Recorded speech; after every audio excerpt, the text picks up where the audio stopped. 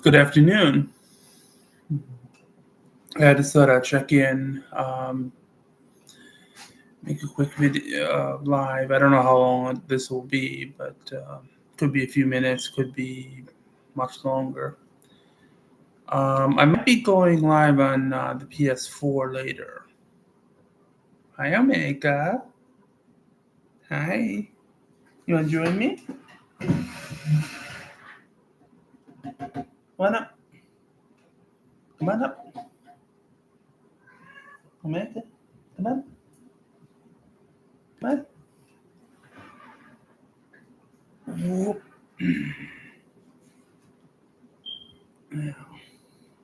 Hey. Oh. Okay.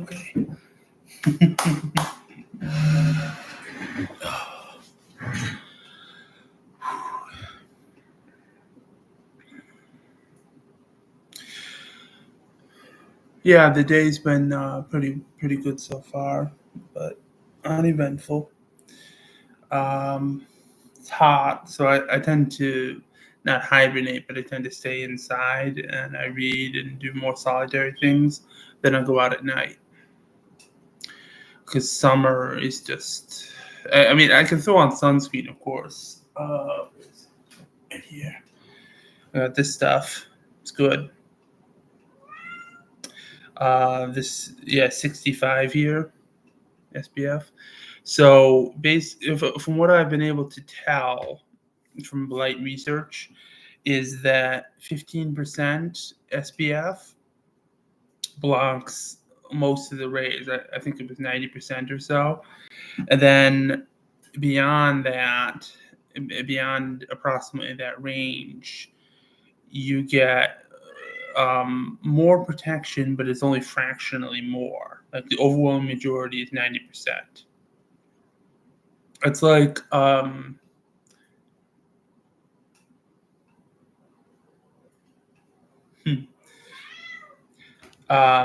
think that's probably like it is when one learns fighting.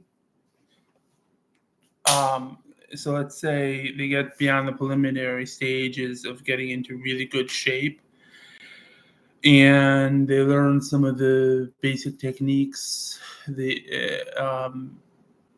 learn how their body moves. They learn how to move, how to take a hit, how to fall, et cetera, et cetera. Some of the basics.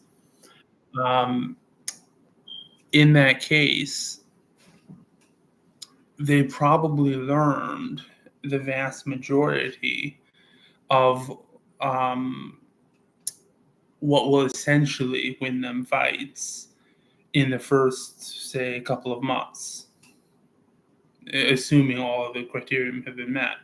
But it's the other stuff, the other 90, the other 10% that gets them championships, perhaps if they have the talent for it, or um, more advanced placement, or just being able to contend.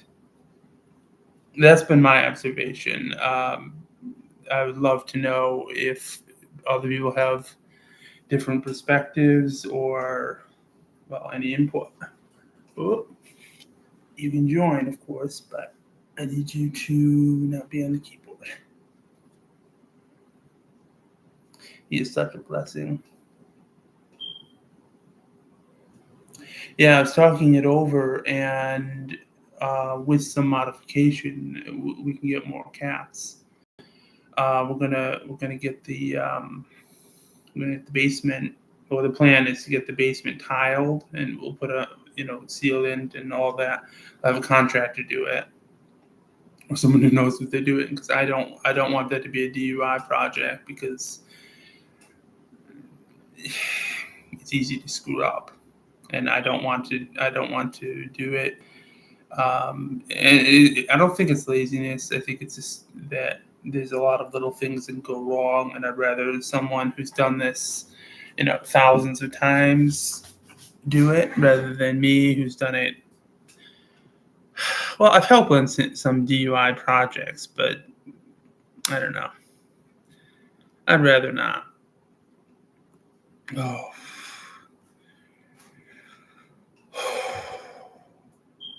But I do want cats. And that's, well, not exactly a prerequisite, but something that will help a lot in that endeavor. Uh,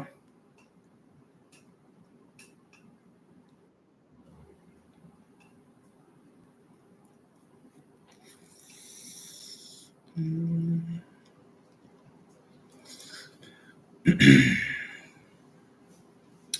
yeah, so the plan loosely is that the house will be gradually upgraded, gradually but decisively. So I'm going to get, no, the basement's the first thing. I get that set up into a nice living space. Now, I go there sometimes to cool off, or there have been times when I've done that. It's good, but it's a little bit celery, so it's not the best environment. Oh, pardon me. I'm gonna close out of a tab here. Stop the beeping, hopefully. Um, yes, so that's one of the home improvement projects that I want to do. What else? Gradually replace some of the appliances. I think that'll help, especially with fall coming up. Well, sorry, this is the beginning of summer, but fall is the next season. So I've got a couple of months, and then it'll be nice fall weather. And fall is my favorite season, I would say. Um, mm, mm, yes. Gonna I'm gonna pull up the rug, and I'm gonna have the floor replaced with wood flooring. Um, yeah, so the whole house will eventually have wood flooring or tile. I think that'll be a better feel for us, anyways. And when we sell the house, if we sell it, we it should go up in value. We'll have it reappraised, and that'll be good. We might rent it out. I don't know. It depends. Um, but we will see. Um, let's see. I raised cats for 7 years, so that's something that I'm familiar with, that I enjoy very very much, and I want to get back to that. Now the plan is that I will be doing. I suppose you could say cat consultations, especially with people who I've sold cats to. Um, they can come to me with some of the troubles that may happen, or just general feedback, and I can give some pointers or just feedback, complimentary, up to a limit, I think, because time is valuable, or how we spend it rather is. I'm thinking that'll be part of what I offer, plus probably life coaching separately. Just it's just a way of saying, pay me for my feedback a little bit, and I would do homework, of course.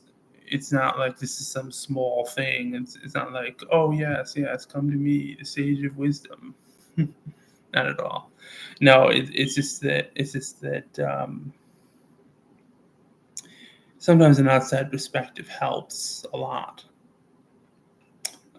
especially if someone's not really emotionally invested, like it's not a friend.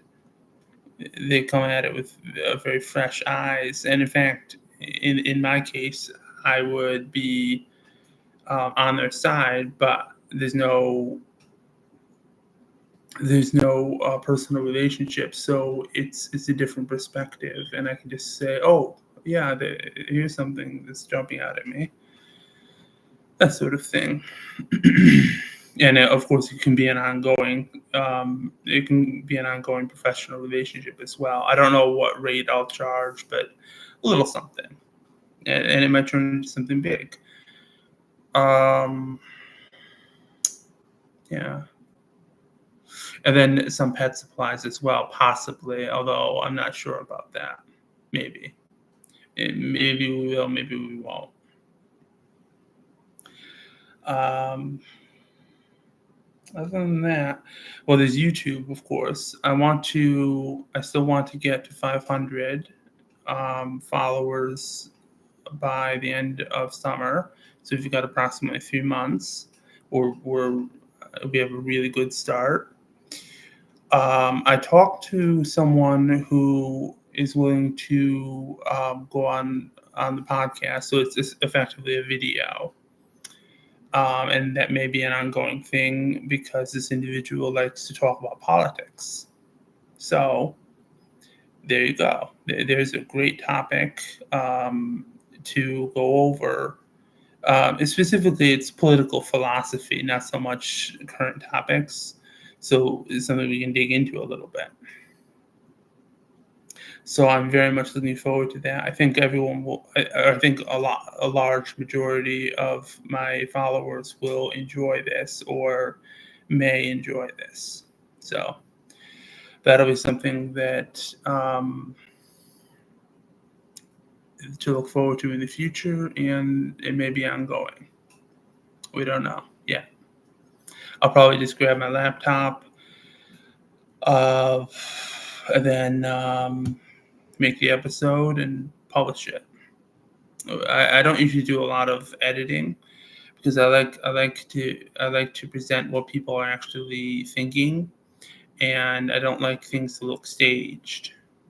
Now, to an extent, I don't film my cat Omega constantly, for example. So when I do grab my camera phone and look at what he's up to an extent, it's staged insofar as it's something that I think is adorable, and I think possibly my audience will like it. And you seem to like it. I get a couple hundred views usually with my cat videos, and that's what it's there for. It's there to entertain and to, well, yeah, mostly to entertain, I suppose. Celebrate. You know how it is if you have cat. Whew. It's just getting a bit hotter.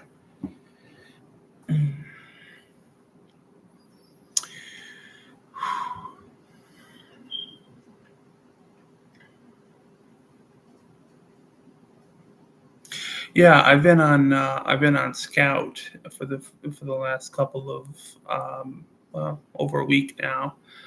The dating part, it's not very good. There's a lot of just fake profiles, or they're up to something. I don't know, but I'm not giving out personal information, and yeah. Um, there's I like the streaming quite a lot, so that's a good thing for me.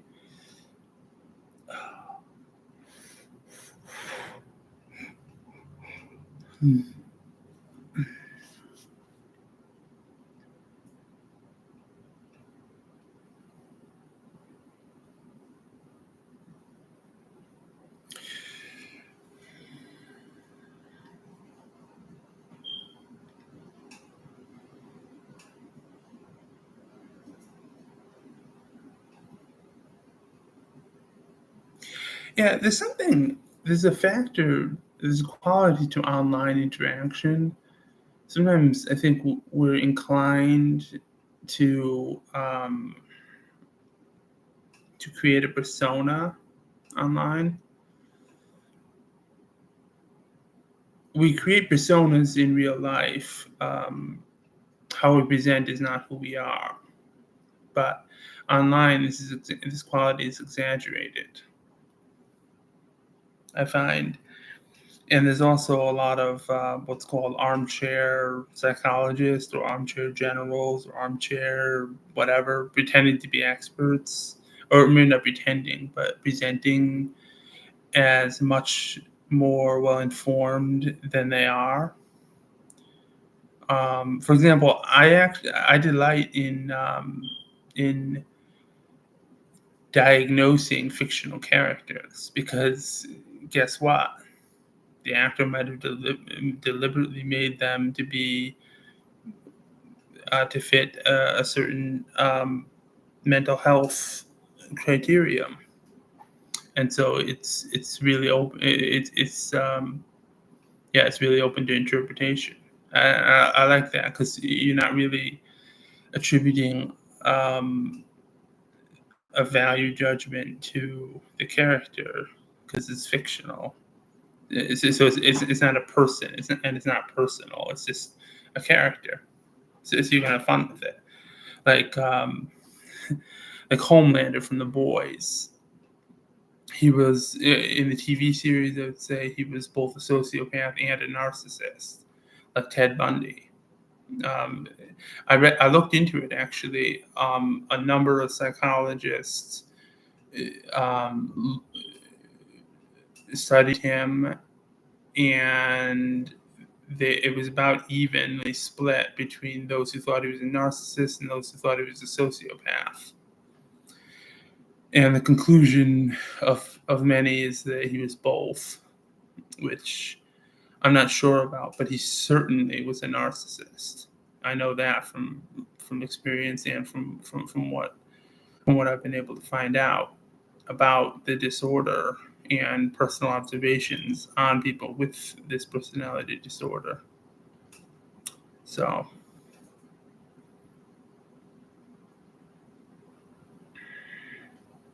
and I have to be careful with that, of course, with saying things like that because even that statement it can be misleading. I'm not portraying myself as an expert. I'm simply saying that my opinion is this, and this is why.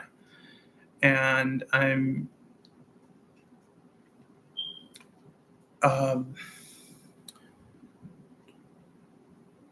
well, I'm very good at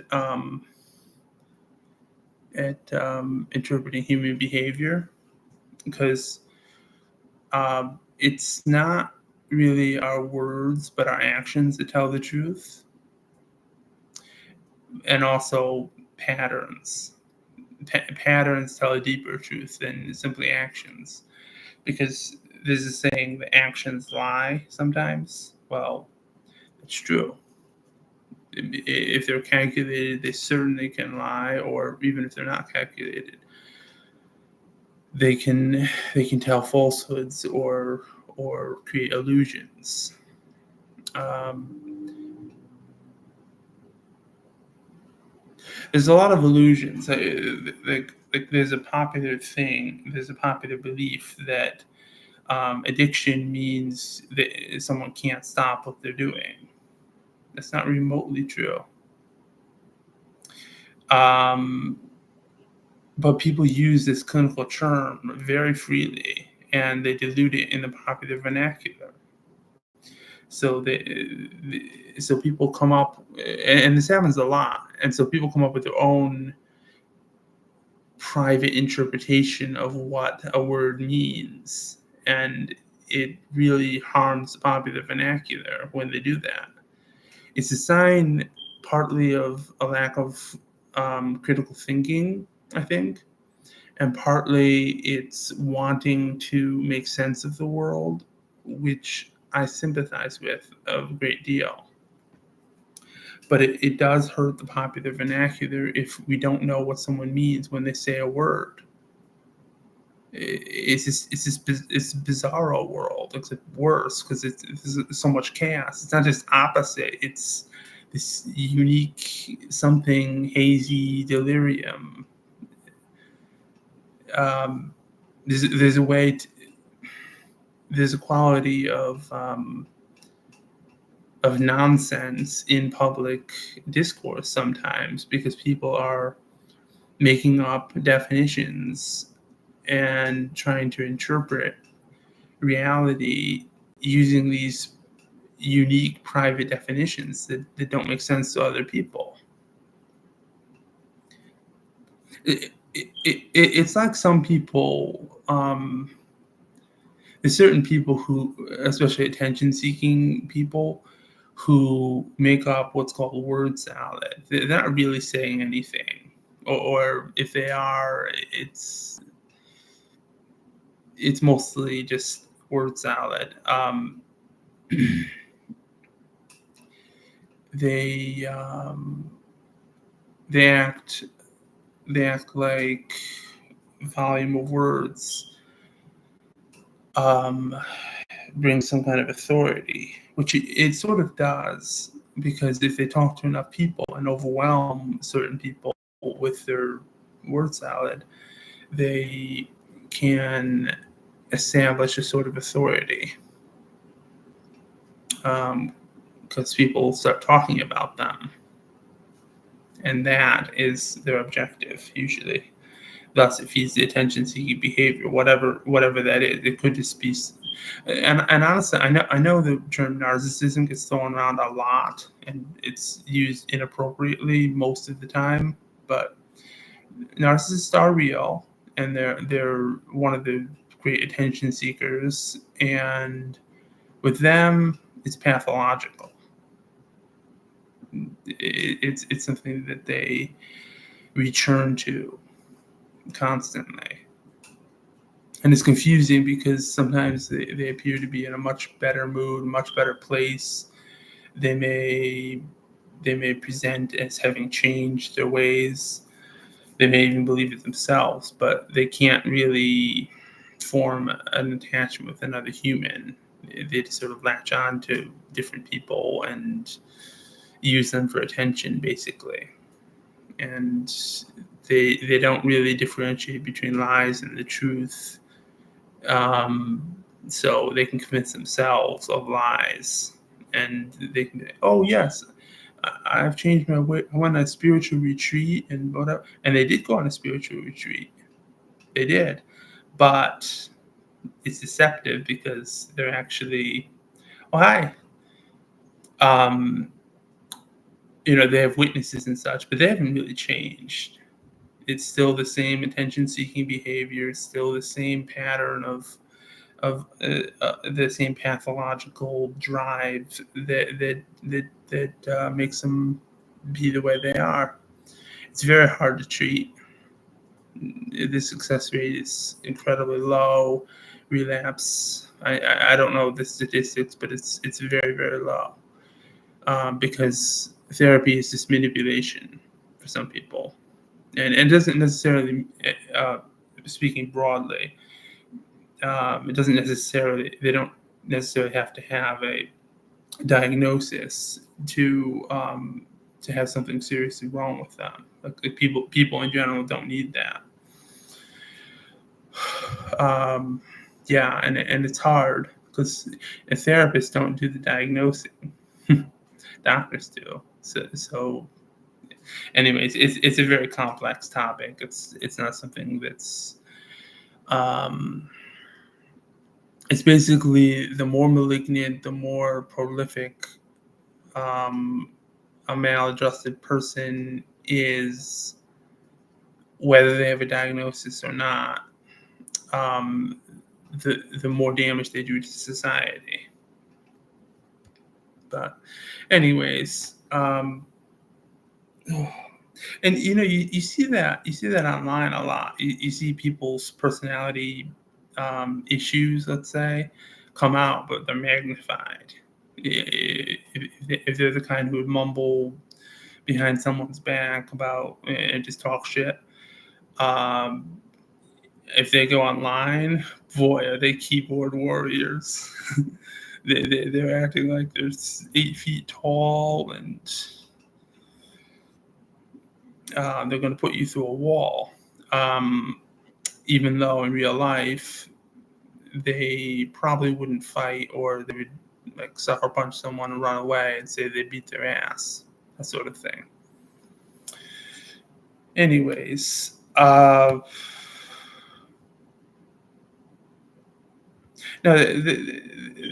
that is what a weak person is. It's someone um, who will talk, and it's not backed up by anything. Like when push comes to shove, when they're actually in an emergency situation, when the crisis is forced upon them, they crumble.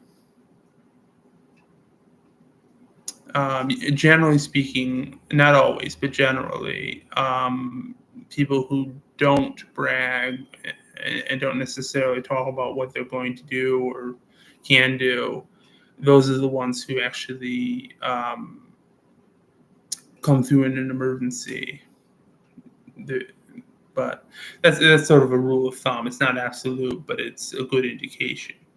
Just like most people who are powerful are relatively quiet, or at least relatively reserved. Like they might talk in certain circumstances a lot, but in general, they don't. They're more likely to listen. That's not an absolute rule by any means, but the people who want to present as if they're powerful tend to talk a lot, talk in excess, and they tend to do the word salad thing and the bragging thing, and there may be something to back that up, but not enough. It's like, well, anyways, these are sort of rules, that general rules, not absolutes, that people use to navigate through society. And I think it's important to mentor young people to try to avoid some of the more malignant pitfalls. I mean, they're going to make mistakes. Actually, people of all ages make mistakes. By no means should we act like we're perfect, or that perfection is some sort of goal. Um, I think being I think functioning in society is difficult, and it's or at times difficult, and I think we need help, and it's good to seek mentoring and to offer mentoring, especially with the way things change. Like when I was young, let's see, I was there at the dawn of the good internet. I think a good many millennials were. Um, See, as a child, there was really slow dial-up stuff, and then when I was in my teens, I would say that's when it started to get good, and it wasn't dial-up anymore. It was better. Almost anything's better than dial-up, to be honest. Um, and I don't know. That's an example of things changing. Streaming came along, and now there's all sorts of things that happen because of the internet. The rise of Google, the rise of just so many different websites and web services. There's vulnerabilities. It's very, very difficult. Some parents don't allow their children online, or only under very close supervision, or only certain websites. And I can't say I blame them. The internet is a relatively new landscape. I know a lot of people have grown up with it, and they're like, no, it's just the default. Well, it's huge. It's huge, and you've grown up with it. But a lot of us who aren't so old, by the way, a lot of us saw the dawn of the internet, or the good internet, as it were. And then there's a lot of Generation Xers who saw the dawn of the functional internet, and then there's some a little bit older people who saw the dawn of the internet itself and participated in the earliest developments and the earliest uses for it. Um, that's an example of the way the things change. But I don't know. I think humanity. Humanity needs to. It needs to find a way to be human, not some persona, and not some function of a machine. Or if we are, then that is a temporary thing. Who we really are is um, who we are at home or with our friends, not who we are at work. In other words, although someone might say, "What do you do?" and you list your job, who you are is not your job. It has possibly very little to do with who you are, because a lot of people, um, they may they may appreciate their job, be grateful for it, but it's probably not something that feeds the soul. The money, the sense of purpose it may give, the gifts that it provides, that's what feeds the soul. Um, Supporting a family, that sort of thing. And I think that's important to keep in mind, because it's work can be tedious and um, might not be appreciated at work. At least it might not be a place where people thrive, but it's part of the whole process. It's not sort of how do I put this? Hmm. It's in many ways it's what we have to do to get to the other things. Because life is fairly expensive and unpredictable. Yeah. That's the way I've always looked at work. I look at it as a way to make money, but also hopefully there's people I get along with and I can talk to and maybe help a little bit, which I've always tried to do. Yeah.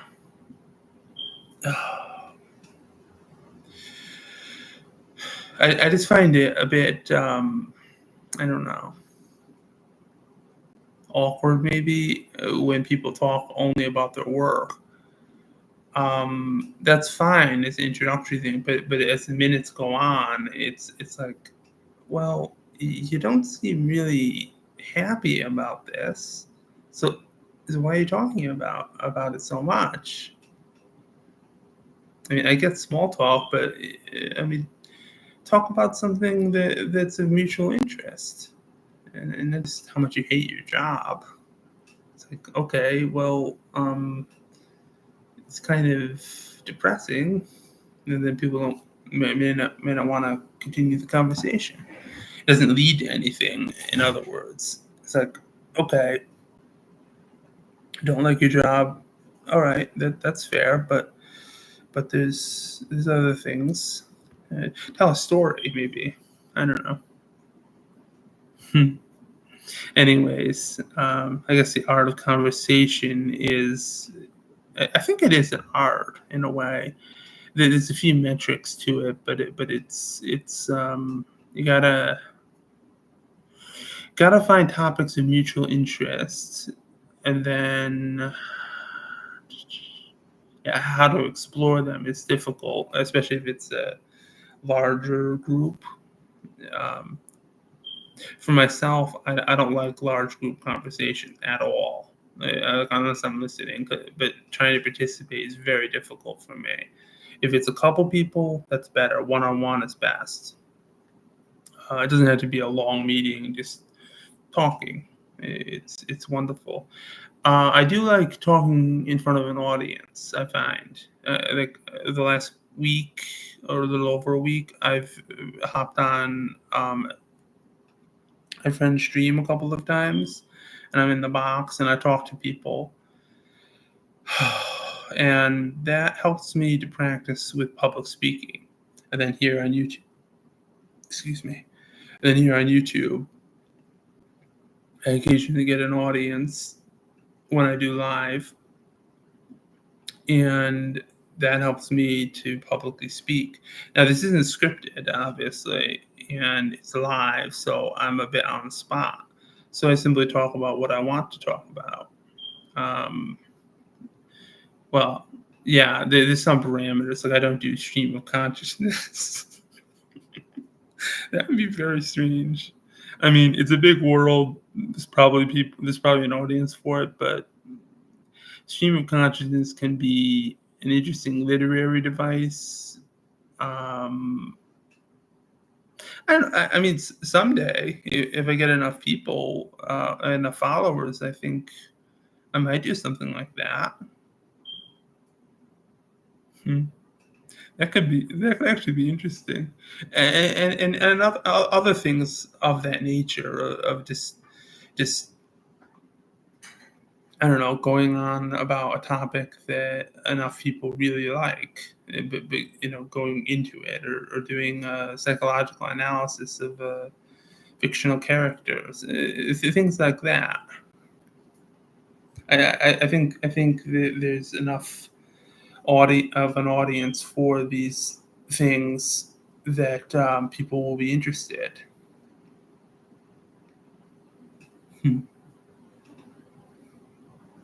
Oh, thank you very much. Yeah, like for example,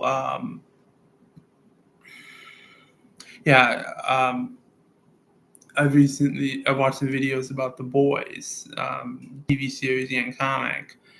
Um, I kind of understand why people watch it, especially the TV series, but um, I think it's the interplay of the characters that is interesting, more than necessarily the characters themselves, because some of them are psychologically really boring. Like Homelander, he's not interesting. He's a little more interesting in the series, but in the comics, he looks like it just seems like he's just a malignant narcissist. And as the what was his name? The CEO of Vought, I forgot his name. James Stillwell. He's like, you're not doing anything remotely interesting. Like, are you gonna blow up an airline or something? It's like, you know. But anyway, I guess Homelander could tell he was telling the truth because his heart rate wasn't really changing. Yeah. But anyways, I probably should read that comic at some point. It looks like it's pretty good. And the TV series is a little more complex. He's probably a narcissist and a sociopath. I don't know. That's my speculation. That makes him a little more interesting than just one or the other. Because I don't know. But yeah, narcissists and sociopaths in real life are quite associated because both are born from trauma. It's just basically a different response to it. And of course, not everyone or even most people who go through trauma become that, either of them. But it's more likely to happen. But it's like only like several percent of the people who have trauma, especially in early childhood, become either of them. But it's still basically one or like 1 to 3%. That I think is the number of people who have um, some form of antisocial disorder.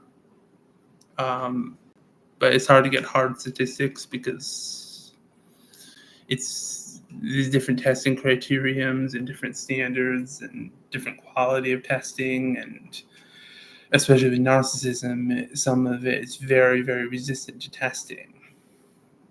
So, anyways, that's something. But that's interesting with with fictional characters, one can cut loose a bit. For one thing, the actor or creator can always just say, "Well, it's for the audience to interpret." A lot of them do that, in fact, which I think that's a good policy because it belong. I think the characters belong more to the audience than to the actor or the studio or whoever created them. I don't know. It's sort of like it's once it's published, it's sort of in the creative unconscious, as it were, and then the public imagination can make things from it.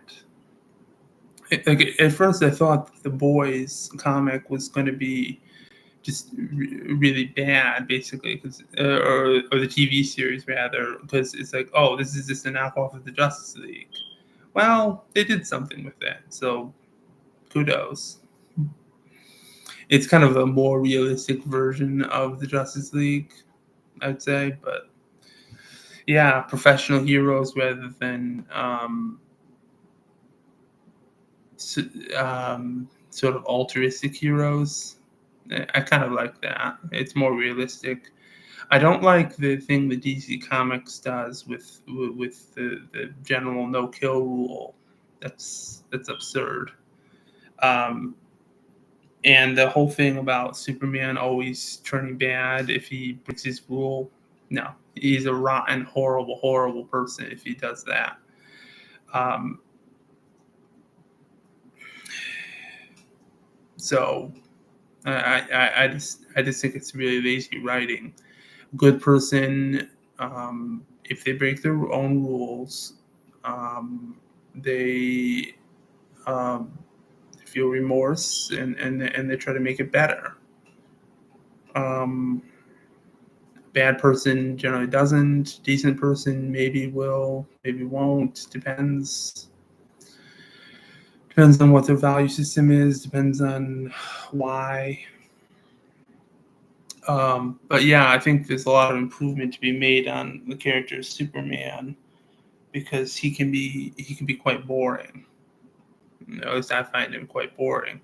And lately, well, when I last checked, DC Comics was just doing headline rip-offs. It is absolutely no originality. So yeah, that's it's too bad because they had some really good ones. But maybe they'll come back around. Who knows? Star Wars is another one. It's got a lot of promise. It's a great IP, but Disney needs to let it. Um, they need to let the creative people create better storylines and not do so much studio intervention. Um,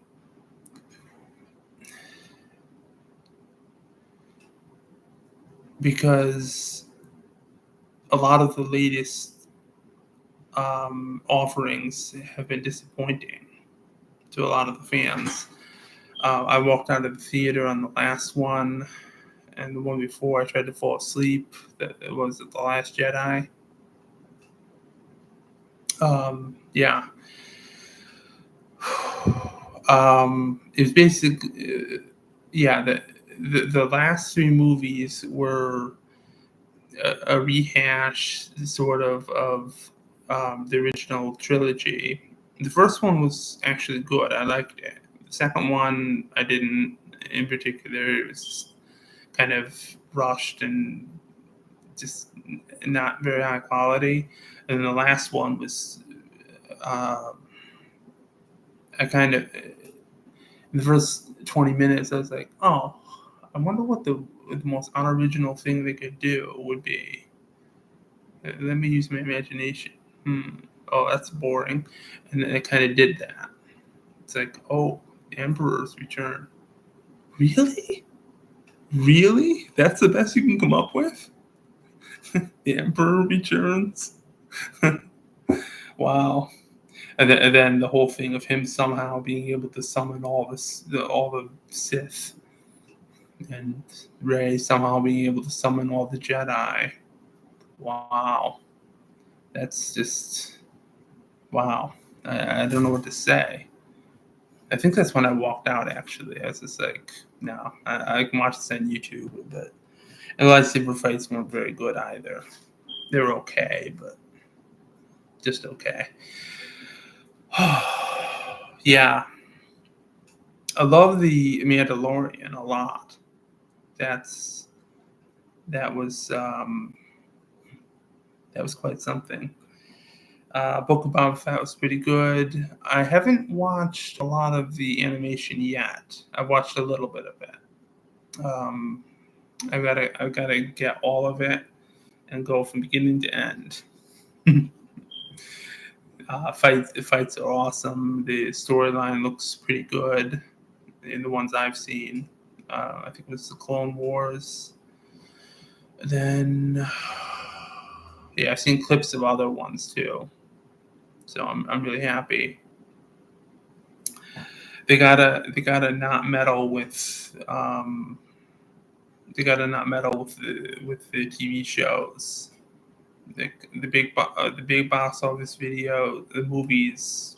Okay, I sort of see that, but it's basically with an IP like Star Wars. It's basically they're gonna make money anyways, but they might lose fans, like a lot of fans. So it's a trade off. But if they can manage to do both, if they can make mediocre films but they make really awesome TV shows, there could be a nice trade off. I mean, practically everyone knows something about Star Wars, so the name recognition there is very significant. That was kind of yeah, they were really surprised at the first movie's success. A New Hope. Yeah, they didn't expect it to become a sensation. They hoped that it would make money. They hoped that yeah, they didn't expect it to make a lot of money. But that was somewhat the dawn of basically good sci-fi movies, as I understand it, because just about one generation before was the dawn of science fiction itself. So there was a lot of people who were reading Asimov and Heinlein and many others, and there was really crappy movies for the most part in the 40s and 50s and 60s and 70s as well. But some of it was changing by then in the 70s, and the rudiments of CGI, which they use a little bit of in Star Wars, were present, and that was wonderful.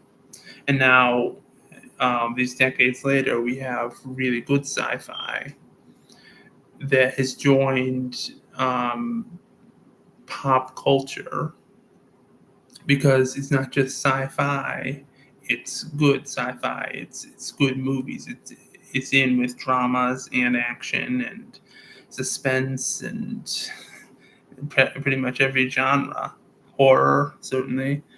Yeah, I saw a movie. I think it was called Jason X. It was Jason in space. Surprisingly good, but not all that good. But it was surprisingly good for what it was. Um, yeah, but you can definitely combine genres, which can make some interesting results as well. And what I want to see the Cthulhu mythos made into a mega franchise. That's very difficult to do. It can't be necessarily along the. It can't necessarily be true to the books, as I understand it, or the stories, because mm, it's kind of it would limit the creativity of the franchise a lot. Instead, have it be people who explore in the universe and interact with these entities in some way, or the servants of these entities in some ways or another. Um, they kind of did that with Lovecraft Country, but although I liked it a lot, there were it was really weird. They had some really weird things going on that didn't really make sense. Like you can't remove magic from all white people. Uh, no magician can do that. I don't think without invoking one of the gods, and then who knows? Who knows what would happen? They're certainly not friendly to us. I think they regard us as like bacterium, maybe. I don't know. It didn't seem realistic, although I think they did a really good job of making an awesome show. It was only there for one season, and but I hope that they could do something with that because they had a really good cast, and I think that they could make movies out of this, and it could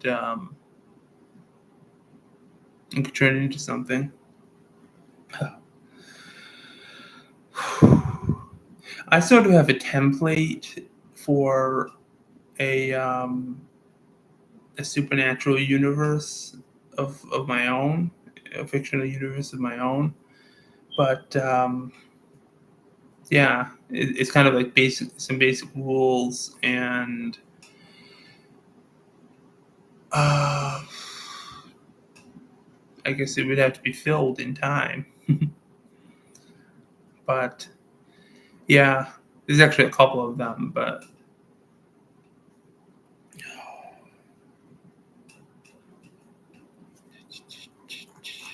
nice.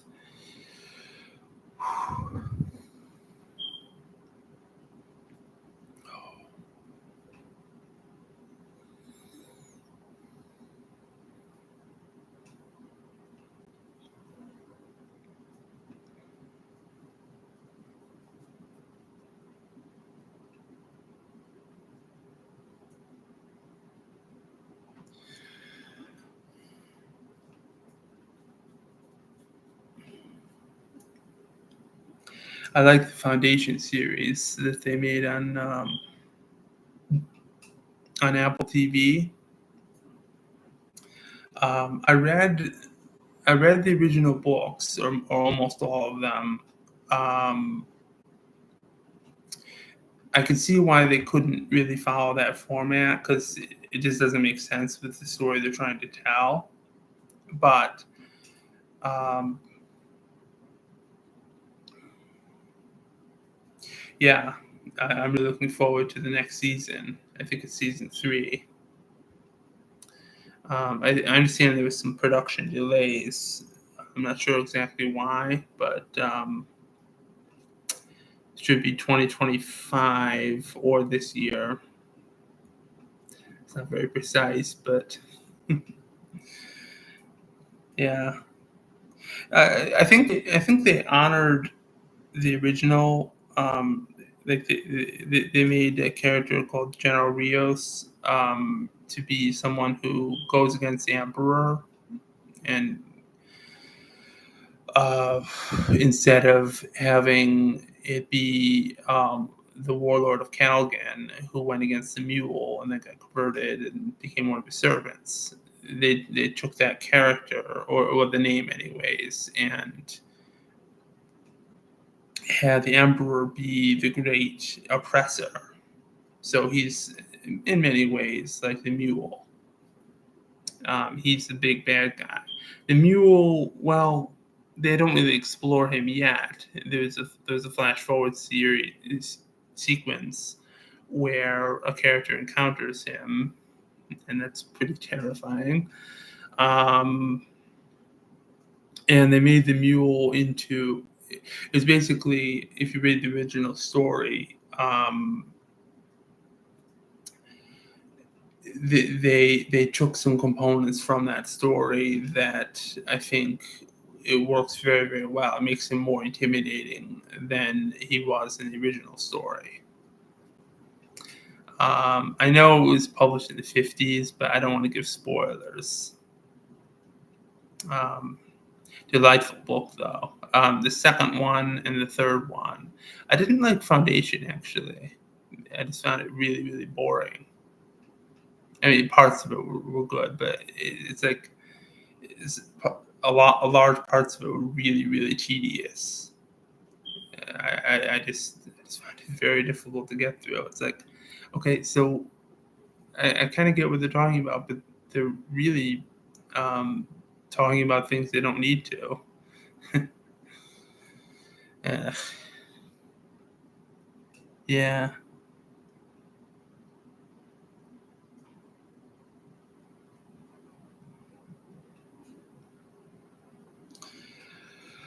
Whew. But yeah, there's different ways that Asimov could have told the story, and I think it could have made sense, but he probably had a deadline, so that I think he rushed something, or maybe not rushed. Yeah, or yeah, actually, I mean, from what he's written about how Foundation was actually made, he was rushing to his editor. I think he was late for a meeting, and he was trying to think what the heck he could talk about, he could pitch for a story. And he started thinking about the Roman Empire, and so that was the basic sketch. But he was the sort of person who would talk on any subject at great length. So it's like, so what have you been preparing for the last couple of days? Oh yes. Well, I haven't written it down yet, but here it was basic sketch, and then he could talk at length about something insanely complicated, um, with great authority, and people wouldn't know the difference. Yeah, he said that he had only met two people who were as smart as him. One of them was Carl Sagan. So that's pretty awesome. That's pretty interesting company. Sagan seemed like a very he was one of the early science educators, but that was something that he was doing. I'm not sure why. I suppose he wanted to teach. Um, but yeah, he could do serious research as well. He wasn't necessarily a pop scientist. I mean, he was, but that wasn't his primary thing. He wasn't primarily an entertainer, as I understand it.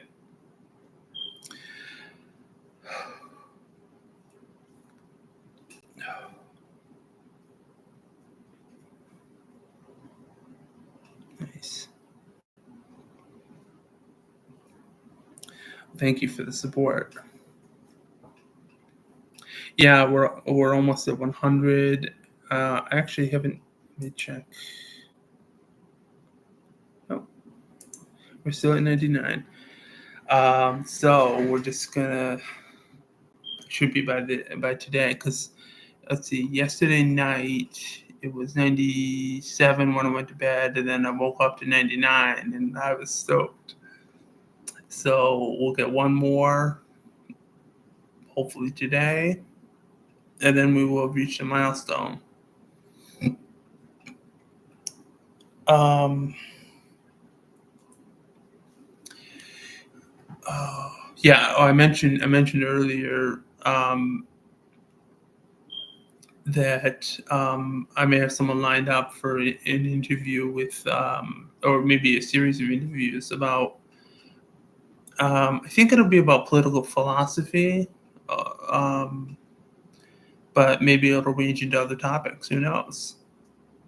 So that'll be technically an episode of the podcast, but it'll be available on my channel here, and hopefully people can come back to it and enjoy it. Because it won't just be me talking; it'll be somebody else, one of my guests. and hopefully that'll lead to more guest spots at different places. Yeah, so that's something to look forward to. I don't know when exactly, but it may be in the next couple of weeks. We shall see. Yeah, and then yeah, so this is exciting. I Yeah, I like this channel. I like YouTube. I am looking into other things like I said, I was briefly on Scout. I still am, but basically, yeah, the dating part is not good. So I don't spend much time on that. Just a couple minutes maybe, but the streaming is good. I've found some streamers that I really like, and I watch their streams a little bit, and I'm able to hop on. This is my friend's stream. I'm in the box usually with some other people too, but it's a good group, and we can interact, and it's a nice community. I've tried going live a couple times. I haven't gotten views yet, so I don't know. I'll keep at it maybe, but it's not a big deal. I'm working on public speaking, so that's an ongoing process. Whew. What was it? Oh, yeah. I don't think anyone was viewing at the time I was talking about my. I want to get my basement tiled, and then I'm gonna get cats or more cats, and start that. That's a process I've wanted to do for a while, and we may be making progress on that maybe before the end of summer. So that's something to look forward to as well. Hopefully, I can probably film some of the process, but I'm thinking I'm gonna have contractors do that because I don't want to have this be a DUI project that I make mistakes on, and um, I'd rather be someone who's done this many times rather than me.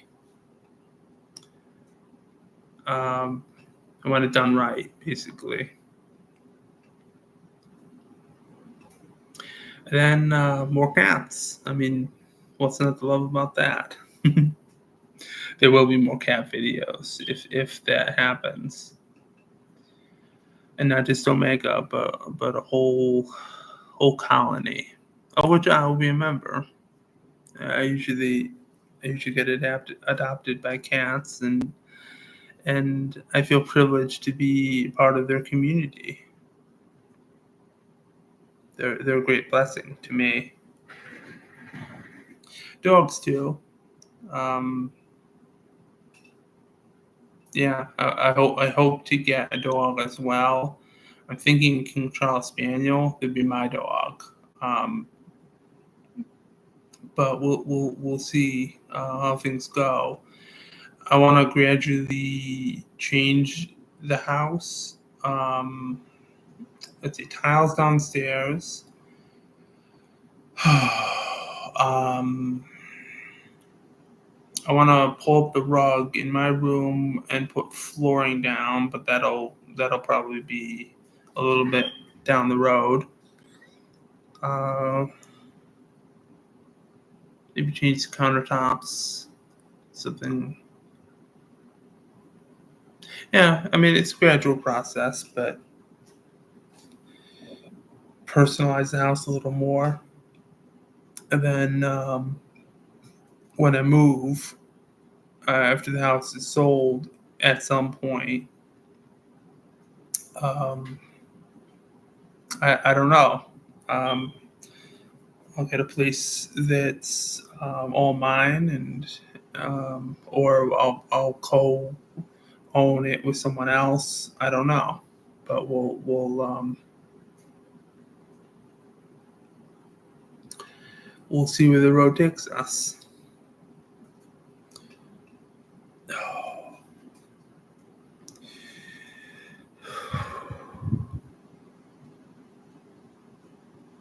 Yeah, because I mean the plan is that the once I get monetized on YouTube, might not be much money, but a little bit. It's sort of a proof of concept thing.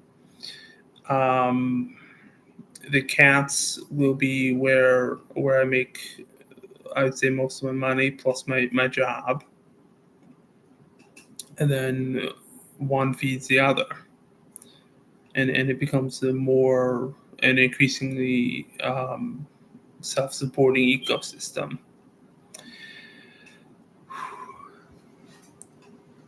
And like I said, my public speaking is something that I want to improve and that I enjoy. So it could lead to me um, being a guest on different people's platforms, different podcasts and YouTube channels, and vice versa. So there will probably be a good amount of cross pollination,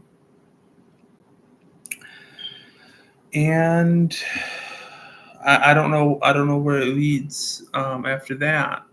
That I have some ideas certainly, but it's more in the realm of speculation than probability, I would say. So I'll just stop there and see where this takes us, and hopefully people can be along for the journey. And uh, like I said, I want to build a community here of people who really like what I'm doing and want to be along for the ride. I think there's going to be increasingly exciting things happening.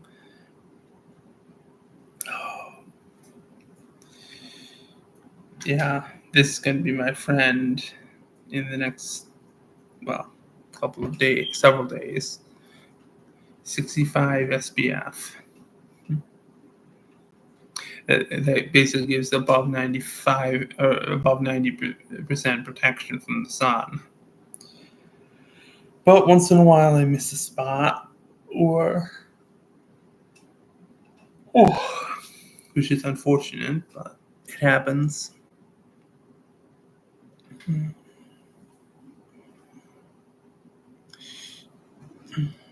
Sam got a bunch of monster BJs.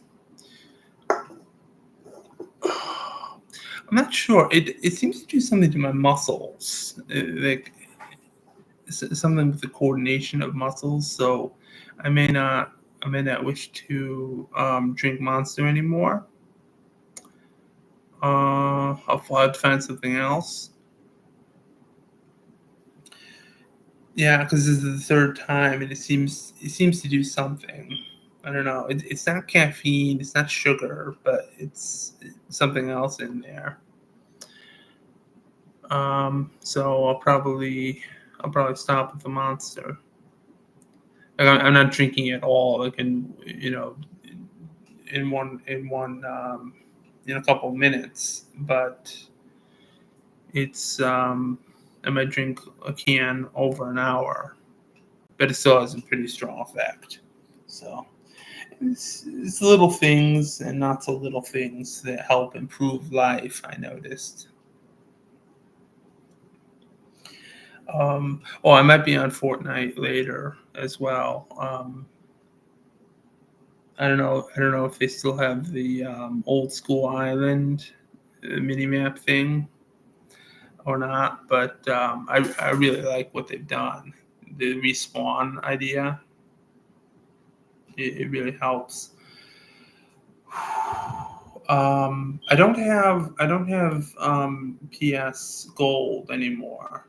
So a lot of the other ones, Destiny 2, for example, or No Man's Sky, I don't play at this time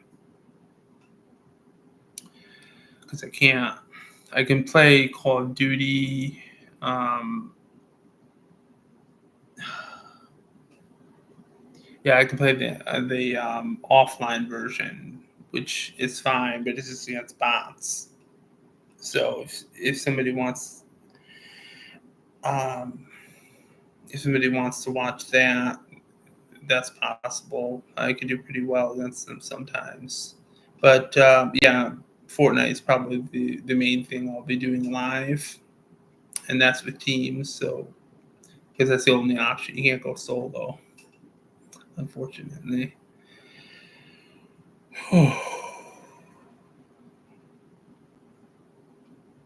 Yeah, it's interesting. When I was younger, much younger, um, I thought that business was mostly about assembling a team and then being autocratic, basically. A benevolent autocrat, maybe, but an autocrat. I don't know. My business philosophy has definitely changed since then. I read a little about business. Some of it I agree with, some of it I disagree with. But like I have some ideas about how accounting, for example, would work. I'd rather it be more compartmentalized rather than an accounting department per se. But and it, yeah, and then definitely more. I have a more collaborative approach rather than autocratic. Although I don't know, I think it would be more like a kind of arbitration situation or equivalent, because sometimes people do need to make a final decision, and you really shouldn't have a lot of people who are getting things passed up the chain to. You want a smaller management layer, not a larger. Yeah, I wouldn't want, like, even if I became wildly successful, if the company became wildly successful, I wouldn't want the standard of like 7 layers of management. I'd want 4 at the most, and that only technically. That's what I've noticed. That's what appears to be the best way of doing things, as far as I can tell. But it starts with something simple. You get something that makes money, um, and it's legal, um, and you go from there. And business is about relationships. It's not about one philosophy or another. I mean, philosophy is kind of what individuals use as their guiding guidance, I guess. But no, it's about relationships, rather than any particular management style or um, corporate structure, as far as I can tell.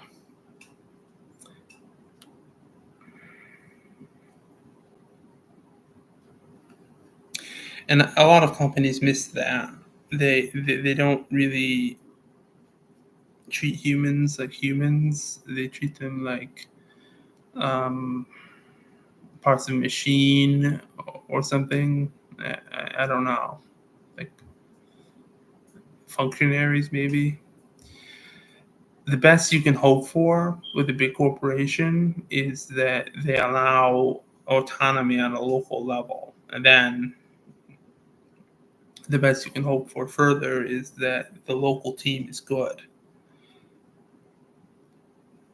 because you can't expect great results on a wide scale, from the top down.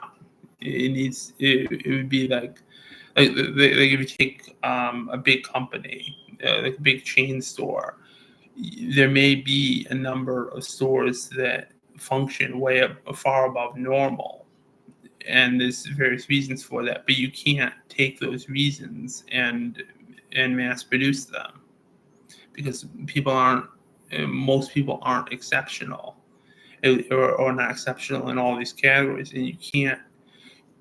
Um, there's there's skills and there's talent. Skills can bring you up to a certain point, but talent is the thing that makes one store or another great. There's various people who who can make something really extraordinary happen, and that goes for any franchise, um, any human task really. If it's complex enough, there's people who understand the whole process, or at least they're part of the process well enough, and they bring these extra qualities.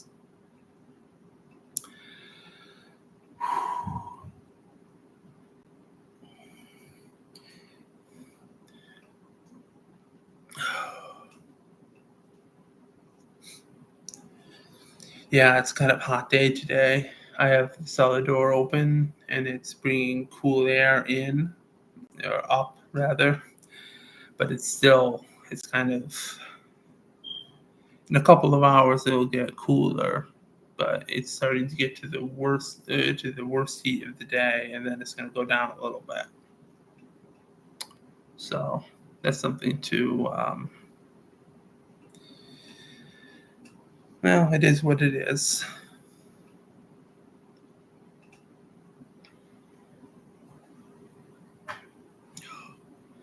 We just made some chicken the other day with mustard. Yeah, mustard, and there's some kind of, nice, thank you. Teriyaki sauce on the other one. So that's, yeah, I appreciate that. I do that with Jesse's material a lot, or as I can. Like if I'm going out, it's like I'll find one of the streams that I haven't viewed, and I'll just push play, and that boosts the view time. And it's a way that I can help a friend out that really, um, I think goes a long way, because you need to keep up the view time. Um, yes, so I appreciate that very much, because I need 3,000 hours of view time within the last year, plus 500 followers. So that's one of the components that will help me to get monetized. But monetization is only a symptom of an enthusiastic community, and that's what I want. I want a vibrant community that is alive and wants to participate in what I'm doing. So nice.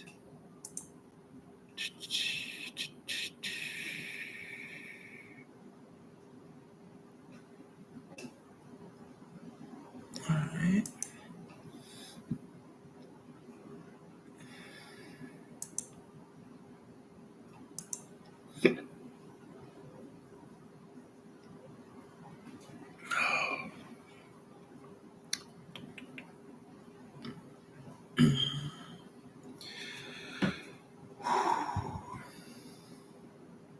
And yeah, I'm seeing the beginnings of that hardcore, the hardcore of a community that interacts more, and participates in polls, and views my content consistently. So I really appreciate that.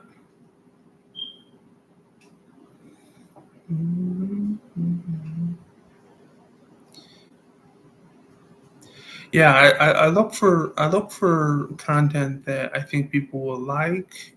Um, it's a bit challenging here right now, because if I go out in the sunlight, I'm going to be a sweaty mess, and I just won't be presentable with the camera. Um, so that's a bit of a trade-off. Uh, if I do exercise, which I'm trying to do, to do weight loss, I need to do it more towards the night, like after 7, let's say, probably after 8. Then I've got a couple hours there where I can walk a bit. I think it's working. I think I've shed a couple of pounds already ever since my doctor's appointment, basically. Um, where I found out I was a bit overweight, or more than a little overweight, let's say. So I want to get a lot closer to my ideal body weight. What was my goal? To be within 15 pounds of my ideal body weight by the end of summer. So I think I'm on track. And yeah, I'll check in at the library. I don't know how accurate that is, but it might be an indication. And then they have a machine for that. So I'll take it from there. But yeah, I definitely want to feel better overall. And my sleep is improved. So that's an indication that this is working. That I'm losing weight. Um, yeah, so that's the goal.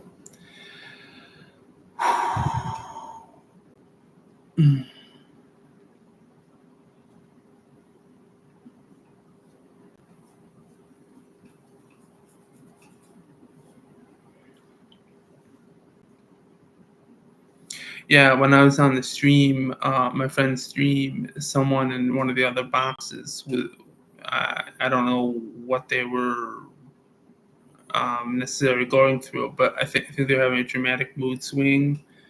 Maybe they took something, I don't know, but they started saying some things that um,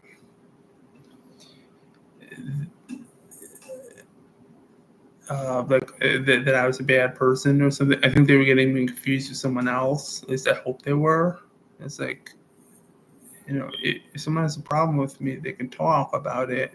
But like, yeah, he hopped off after a little. But I hope this not a bad situation.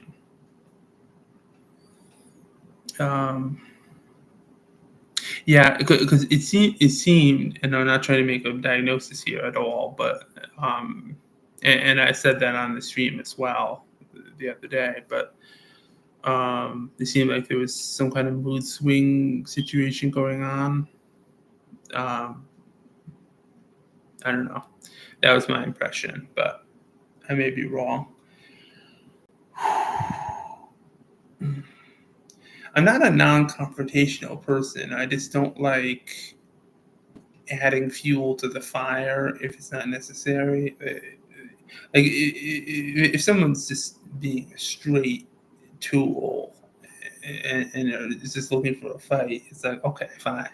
Especially if it's just a text thing. It's like, you asked for it, but they're probably getting roasted by a lot of people. But if it's more personal, if it's a streaming situation, I try to be more diplomatic.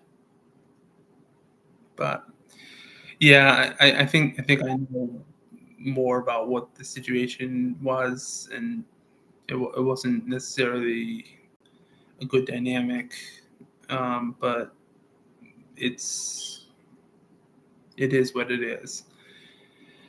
Hopefully, it's sorted out, but yeah, sometimes these things. I don't know. I think some of the older generation, they're like, it's just online. It doesn't mean anything. Well, it does actually, but not as much as an in-person conversation, but it does mean something.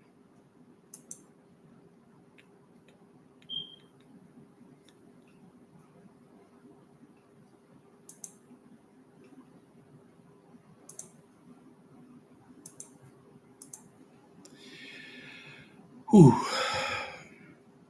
Hmm. So yeah, if people want to hop on in the PS4 stream later on, it'll probably be more like, I don't know, seven, probably at seven or so. That will be um, I'm planning to do that, so that should be fun. I don't know if they're still doing the old school island thing, but or not. But if they are, I'll definitely do that. If not, I'll check out the new event if they're doing one, or I'll just hop into the River Styx basically and just play there a couple games. Either way, it should be fun. Uh, I don't know how good I'll be. I haven't played Fortnite today, so I don't know how I'll do, but I'll do my best. Um, I'm not guaranteeing I'll be on, but if I am, it'll probably be around seven. Um, there's other things I usually do throughout the day. I don't like a highly regimented schedule. That's something that people get are mistaken about with autism, like grossly mistaken about. They think that autistic people need more structure, and structure means rigid schedules. Well, both of those notions are wrong. We need routine, and the difference between routine and structure and schedule are very strong. I mean, there's a lot of things that people are just grossly mistaken about with autism. It's not.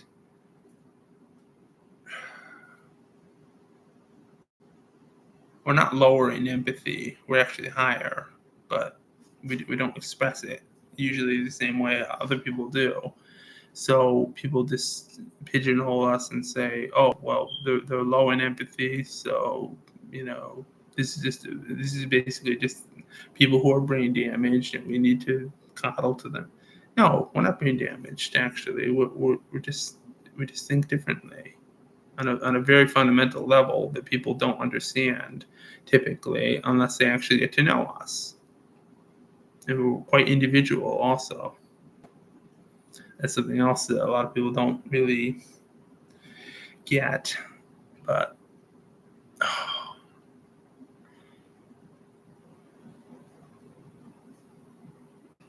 it's kind of interesting, the contrast between us and narcissists. Like, we're high empathy, narcissists are low empathy. Narcissists are basically the same person in many ways. They don't really have an identity, so they morph into different identities. So people think that they're very diverse, but they're not actually. They're transparent. Once you see the signs, once you learn to recognize the signs. Hey, Omega, you keeping cool today? Yeah.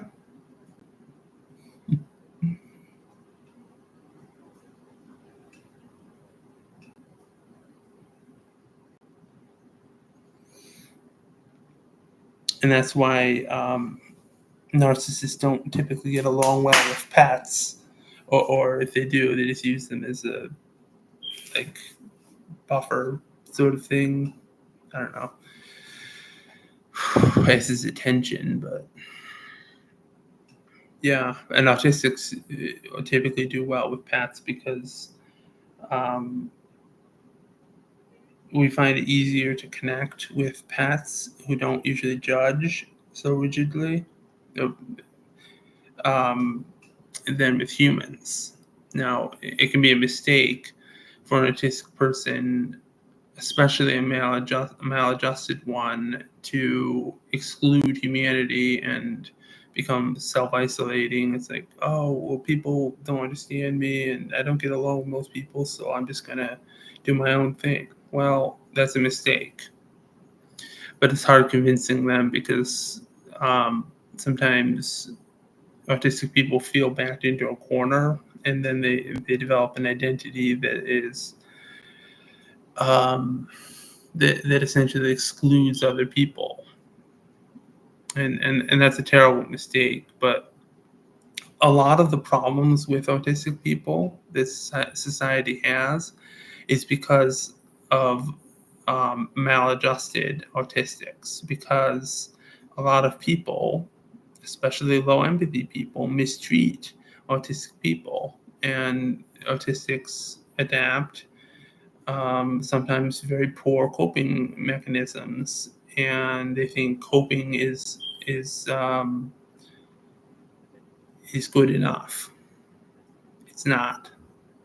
Coping is basically a sibling of tolerance, and tolerance is one of the siblings of indifference, and indifference is a great enemy of humanity itself. So it's a terrible, terrible chain that a lot of autistic people and people in general don't really appreciate well enough. Um, but unfortunately, some people do that, and they don't get good results. It's really tragic, but they don't. Um, some people stop improving at a certain point in life, and that's really sad. I find it heartbreaking. I used to be angry with people who were like that, who had stopped improving and got a grouchy exterior maybe, but now it's more just a sorrow thing. It can't be my problem.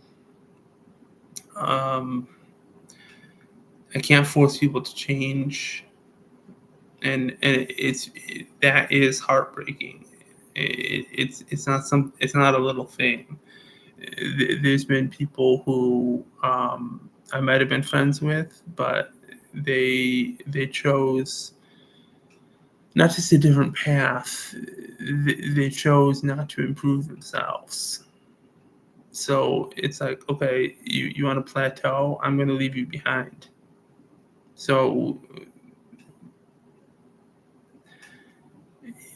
um, yeah, I had to learn that the hard way. You got to leave some people behind, and some people will leave you behind maybe, but that's okay, and that applies to everyone, not just autistic people. This applies to the entire human race. Mhm.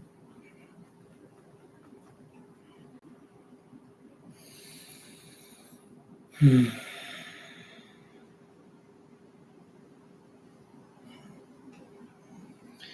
Yeah, Omega's vegging out because it's hot. I don't blame him. He's got that fur coat. We did our best. We have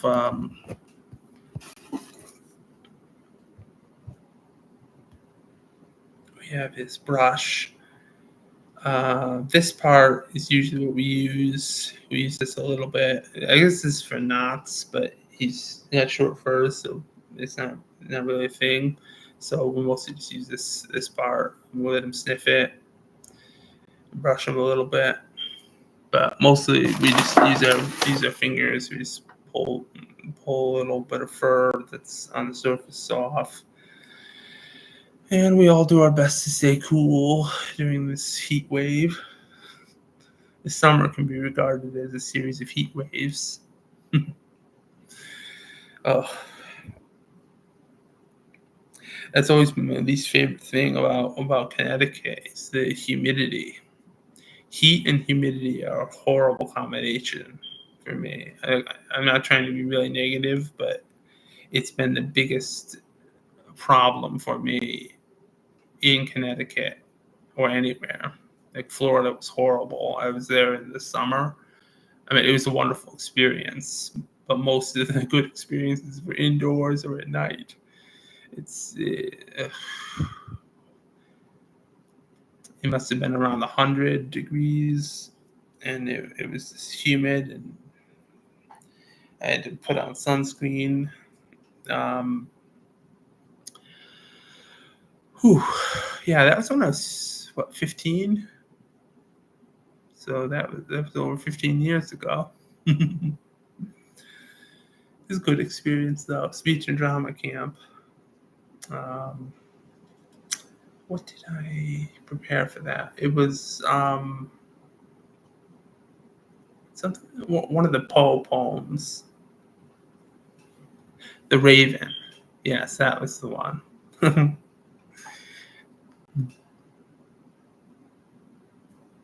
I learned a lot there. Um,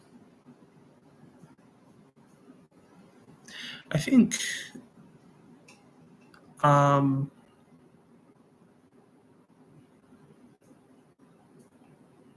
yeah, there's a number of well, there's a number of ways to do acting, but I think that there's two basic ways. One is be the character, and that means being discerning about which character to choose because some of them are more difficult for various reasons than others. And the other one is if you don't have a specific character, be yourself or be a version of yourself essentially, and then add on to yeah, make it real. I think that's those are two hard and fast rules for actors, as far as I can tell, that will be very successful if somebody is committed to being an actor. Um, anyways, that's what I've observed in various in Hollywood and in real life. Same thing with singing as well. There's different styles that people may do, but there's also a quality of singing your way. Speaking too, as well. I mean, it really applies to a lot of things. um, the way I speak, for example, is um, I'm pretty conscientious, but I don't prepare what I have to say all that much. I certainly don't script. I can do that. I probably will do that, in fact, in the future, and that could yield some interesting results. Like I said before, I may do things with like stream of consciousness or heavily scripted things where I'll read a script. There's a lot of ideas I have for my channel, but mostly I'll be doing interviews and creating movies, or series or short films or episodes for my YouTube account, and that's what I look forward to more. Like I said, oh yes, that was the other thing I was going to do this summer. I want to produce a YouTube movie. It's a bit ambitious. I Okay, I want to do it by the end of the year, hopefully by the end of summer, although I'm not sure about the summer part. But that is something that I think will yield a lot of good results. It'll be something that my audience can return to and watch, especially if there's a sequel. Um, anyways, and the other thing is, I've noticed, especially with not so good actors, they overact. There's no need to overact, I don't think. For example, if I wanted to create a scene where, um, let's say, two people were discussing something and we're getting into a heated argument, I want the argument to be real about something real that people actually or that the two people actually disagree on, or maybe do something like switch it. Like you get you get the two people's honest opinions. You flesh it out a bit, like this is what I would say in an argument, whatever, and then you give one another their own. Like you have to take their position, um, and then there's a bit of frustration because you're arguing against your own point in real life, but you're putting that under the screen. There's a lot of ways to play with things that I think are can produce fascinating results. Sometimes they're subtle, but they're there. And you want organic. Organic is best. So I'd rather have fewer takes rather than more. Like on a scale of Stanley Kubrick to um, Clint Eastwood, I'm much more inclined towards the Clint Eastwood approach, which is fewer takes and working with people who he's worked with before. I mean, I would love to work with people I've worked with before. I usually find that to be the best approach, just in life in general, because then you know that you're working with people who know what they're doing, at least. And I look forward to exploring that with film. I mean, it's just my phone camera or my laptop right now, but I think it can yield some results, and we can work from there. And I think we'll enjoy the results.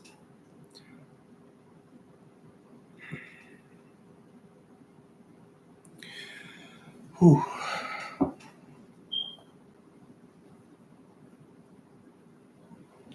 Yeah, Omega's asleep right now.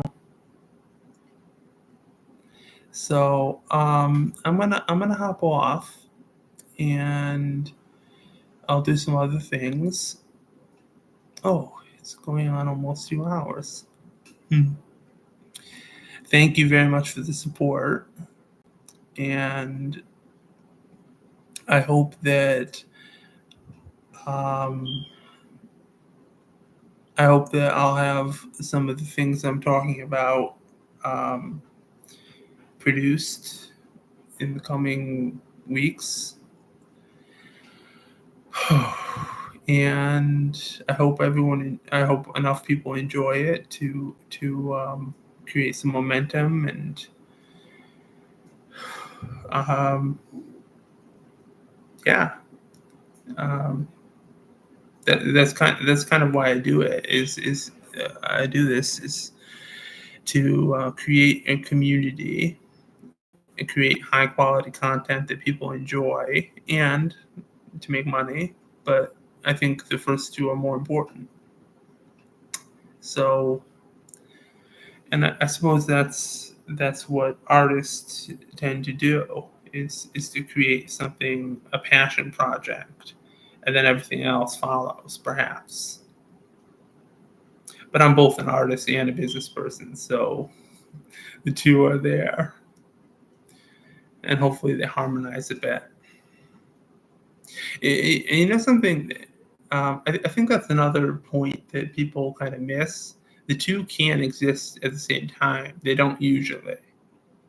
Business people are usually not artists. Artists are usually not business people. But without diluting one or the other, I think I'm both. And that should yield some pretty interesting results. But we'll see. Until next time.